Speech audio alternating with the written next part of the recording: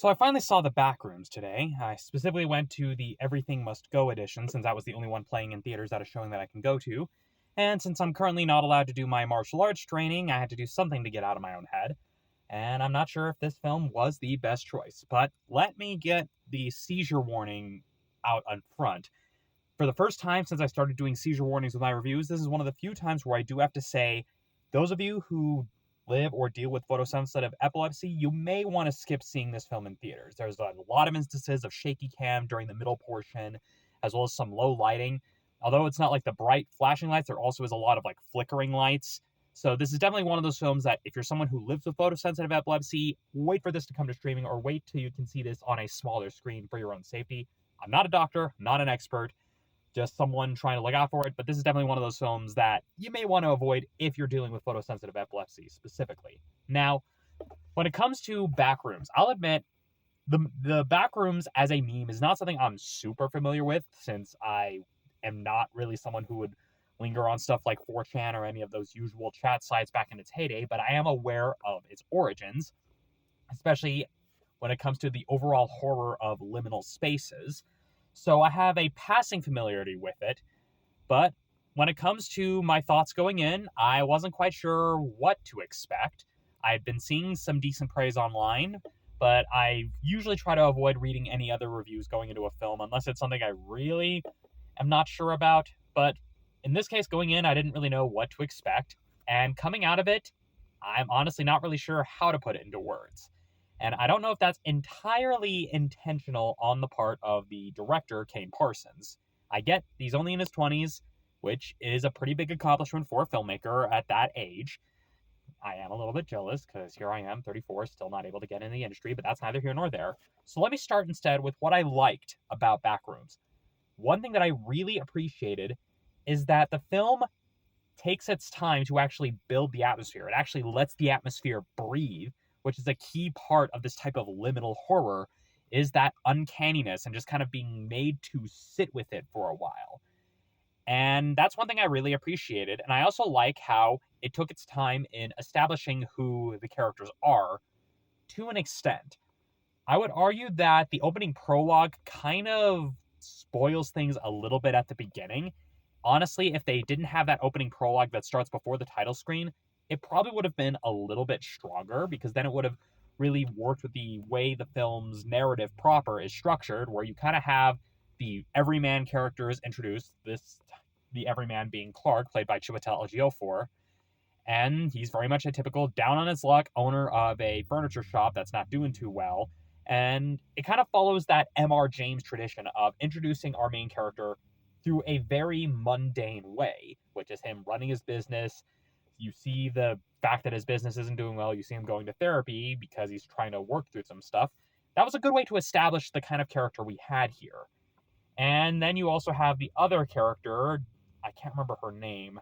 I believe it was like Dr. Molly. She's the psychologist that Clark is seeing at the start of the film, who is kind of the secondary protagonist. I think the term is deuteragonist of the story. But that kind of speaks to a bit of a larger problem with the narrative of the film as a whole, which I'll get into later.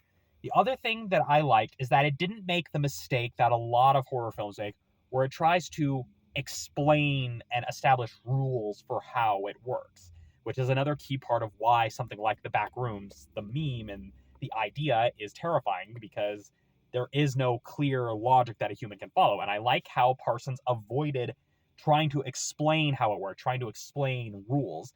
He does give like some explanation, and honestly, I think those moments where they try to explain those parts of it are part of the problem of the film.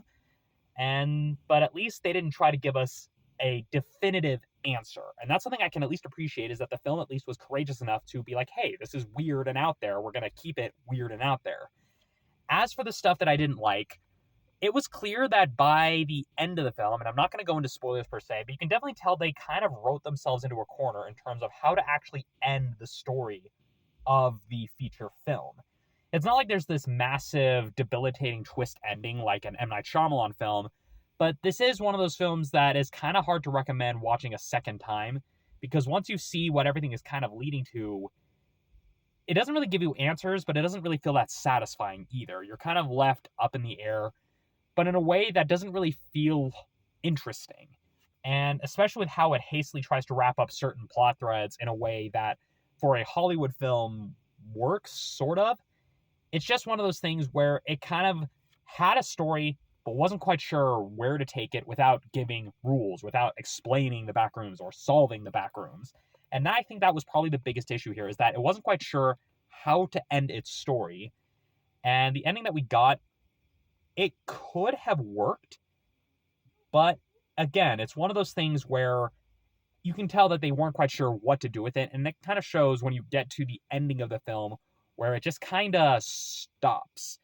And the 15 minutes of extra footage you get after the credits for the Everything Must Go edition isn't really anything new. If anything, it's more of an extension of the prologue you see at the start of the film. And honestly, the structure of the Everything Must Go short film that plays after the credits honestly feels more like how the whole film should have been. Because I get the feeling that they probably wanted to make it as a found footage film, kind of in the vein of the SCP entries, but then for one reason or another, they were kind of made to make it into a more traditional Hollywood-style horror film, which, granted, I do kind of appreciate, because some of the sequences where they try to follow the found footage conventions, that's where you get a lot of the shaky cam, especially if you're prone to motion sickness. You're going to want to take some Dramamine before watching this film, because it made me feel sick while I was watching. And so, is it a perfect film? No. Am I glad I watched it? Yes. Would I recommend it? Maybe to people who like more of the out there horror films that don't really give clear answers. Not something I would recommend necessarily seeing at full price. I saw it at a matinee, and I think that's probably the best way to see it. But overall, I found it enjoyable. It's nice to see a film that actually takes some creative risks and is willing to stand by those risks instead of being meddled to oblivion by executives. That said, it definitely needed some polish in a few places, and it needed to really narrow down what type of story it was trying to tell, especially since it tries to go more of the psychological thriller route. It's one of those things that it has some good ideas on that front. It just needed a little bit more refinement, but all of that said, I personally enjoyed it. It's at least an interesting film worth discussing. That would be the best way I would describe it, is that Backrooms is an interesting film worth discussing and worth analyzing, especially if you're someone who is invested in kind of the larger idea of the Backrooms.